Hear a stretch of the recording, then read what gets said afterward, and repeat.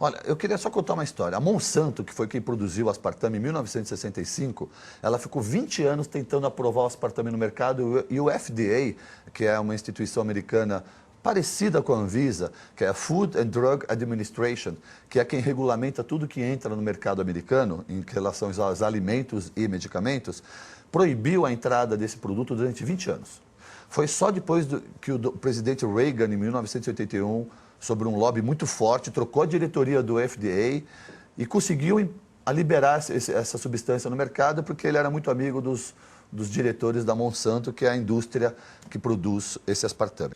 So, I mean, the manipulation was so powerful that one of the first things that Ronald Reagan did when he became president was suspend the authority of the FDA commissioner to take any actions.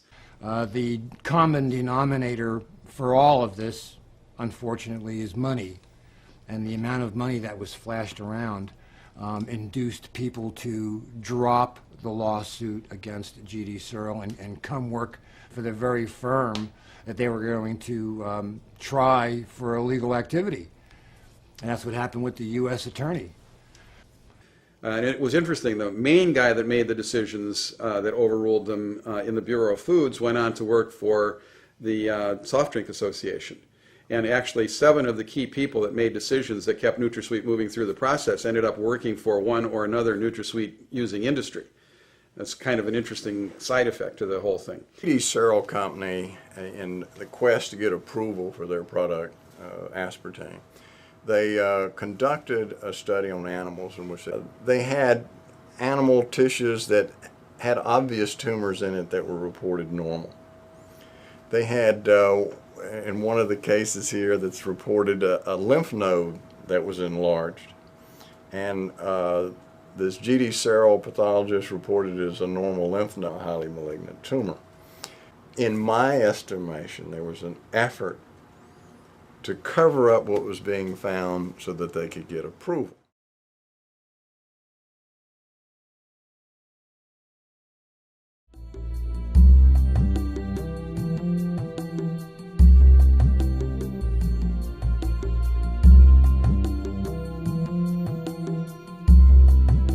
Can we go through what exactly an excitotoxin is?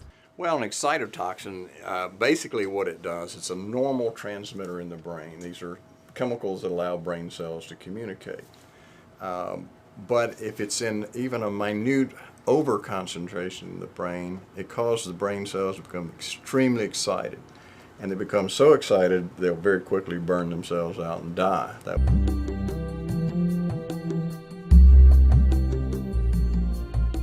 Now, the amino acids are contained in food, but if you have protein, meat, fish, and so forth, there may be 4% phenylalanine in the food, not 50%. Phenylalanine is the building block for another important neurotransmitter called norepinephrine. So when you take in aspartame, you certainly affect brain function. And this can lead then to mood symptoms, to panic symptoms in some people. It'll affect seizure threshold, which is why I think I saw the seizure in this initial patient back in 1985, and why I saw a lot of seizure activity in people who were taking in a great deal of aspartame. They knew that this product, aspartame, with time breaks down into a product called diketopiperazine. Diketopiperazine chemically is closely related to a carcinogenic compound. It causes cancer in a lot of animals that they're exposed to it, and humans. Well, when they looked at this study, they found some shenanigans as well. And one of the things is when you mix up the diketopiperazine with the animal's food, you have to homogenize it so that it's evenly distributed and the animal can't see it and avoid it. Well, I've seen pictures of the feed, and they left it in big clumps so the rats were eating around it, not actually eating the diketopiperazine. There was also evidence that they were giving the diketopiperazine to the control animals.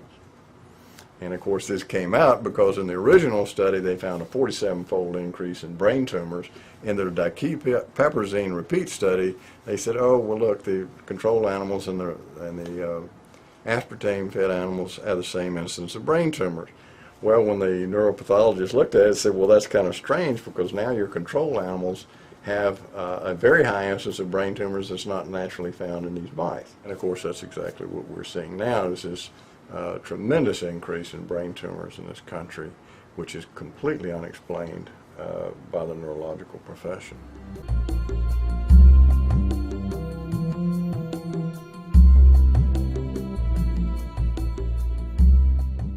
There is also a methyl group which is found in all fruits and vegetables. Everything that we eat has methyl groups. They don't add the fact that in nature, the methanol in fruit is bound to something called pectin.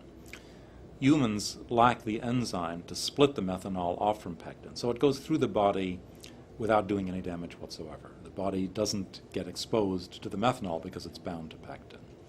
So even though there's more of it, it's totally harmless in fruit. But with aspartame, you have the pure, unadulterated, free methanol and then formaldehyde. It's a small amount, but the body can't get rid of it. It's a cumulative phenomenon.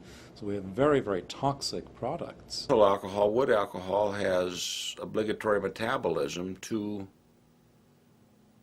formaldehyde.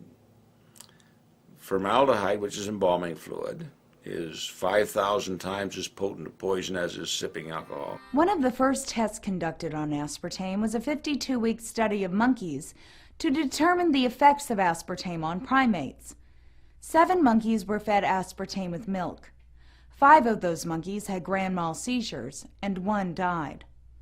We're about ready to meet Diane Fleming, who was convicted of murdering her husband by methanol poisoning. Her attorney neglected to mention that her husband was a big consumer of aspartame products, and aspartame breaks down into methanol and could have been the cause of his death rather than her. That's a possibility that was never brought out in court, and therefore she got 50 years in this prison. So we're about ready to meet her and hear her side of the story. Describe your husband to me. Tell me what he was like. He was pretty much obsessed with building his body. He'd started reading about creatine, and he wanted to try that. But we picked up some Gatorade. He was trying to decide what to put it in because thought he could tolerate that. So we got the 20-ounce bottles, like a case. I guess it was 24. It was assorted flavors. And came back and drank that. Even when he came back from playing ball, he wasn't feeling good, but it was very hot. I'm short of breath. I can't breathe. He was like, lay down, get up. He said he couldn't breathe. So finally he said, okay, you can call the ambulance. They put him in the ambulance and, transported. He was still conscious, but he was way incoherent. He wasn't making any sense, and he was real, like, wanting to get up off the gurney and everything. I don't know at what point he really went into a coma. Did a CAT scan and said that he had suffered a major brain bleed. And they started talking about discontinuing life support. Specialists have looked at it now, said that the amount of diet drinks that he consumed would easily account for the levels of methanol that he had in his body. I think drinking the creatine just kind of must have pushed it over the edge, Included Diane Fleming in my journey because chronic methanol toxicity from aspartame was not considered at all in her case. Instead, they chose to prosecute her for supposedly pouring a sealed bottle of blue windshield wiper fluid into Gatorade to poison her husband. I can also state that I've spoken to healthcare professionals who agree with me that aspartame is a probable culprit. When I first embarked upon this journey, a part of me was expecting to return empty-handed. What I uncovered, however, was that the current measures of food safety are failing us. Agora, tem as pessoas que são diabéticas que não podem consumir açúcar. Existe algum adoçante que seja parecido com açúcar ou que faça menos mal que o aspartame? O senhor é contra adoçante? Sou contra, com exceção... Faz mal? Com exceção da estévia. O estévia é um ótimo adoçante. Mas ele é ruim de Mas gosto, ele tem um paladar ruim. Eu acho difícil. A sacarina você já precisa de quantidades grandes, porque os estudos com sacarina e câncer são doses absurdas de sacarina. Só que a sacarina tem uma outra desvantagem. Ela aumenta a sua vontade de comer doce. Ah, ela aumenta?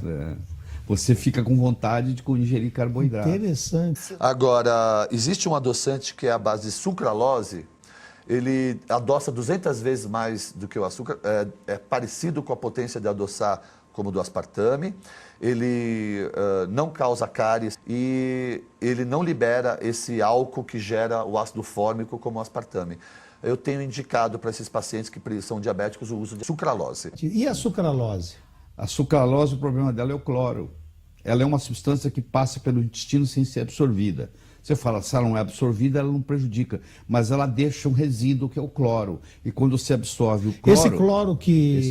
Esse cloro se usa em piscina, a mesma coisa? Cloro, esse mesmo cloro. E esse cloro vai e entra no lugar do seu iodo. Porque o cloro, o bromo, o iodo, eles são halógenos. Cloro, flúor, bromo e iodo são irmãos. E nós necessitamos do iodo. Mas, sem dúvida, o mais importante de tudo é não usar refrigerantes. Né? É o melhor, né? É o melhor. Suco natural. Então, sucos, líquidos, água de coco e chás. Chás gelados.